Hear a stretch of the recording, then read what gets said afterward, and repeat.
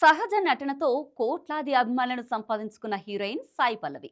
ఈ అమ్మడి సింపుల్లో సహజమైన నటనకు టాలీవుడ్ ప్రేక్షకులు ఫిదా అయ్యారు.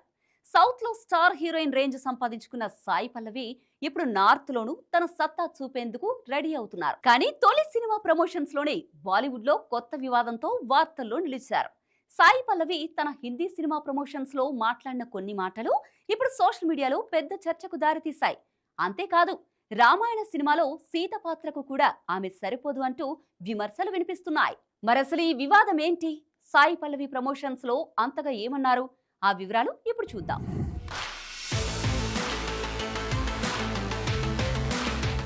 సౌత్ ఇండస్ట్రీలో సహజ నటి అనే ప్రత్యేక గుర్తింపు పొందిన సాయి పల్లవి ఇప్పుడు బాలీవుడ్ ఎంట్రీతో కొత్త దశలోకి అడుగు పెడుతున్నారు.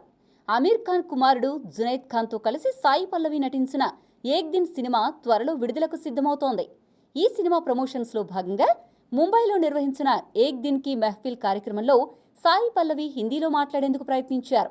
అయితే తనకు హిందీపై పూర్తి పట్టు లేదని ముందుగానే సాయి పల్లవి నిజాయితీగా అంగీకరించారు. కానీ సాయి పల్లవి తడబడుతూ మాట్లాడిన ఆ ప్రమోషన్ వీడియోలు సోషల్ మీడియాలో వైరల్ కావడంతో కొందరు నార్త్ నెటిజన్లు సాయి పల్లవిని ట్రోల్ చేయడం మొదలుపెట్టారు. హిందీ సరిగ్గా రాకపోతే బాలీవుడ్లో ఎలా కొనసాగుతావంటూ ట్రోల్స్ చేస్తున్నారు.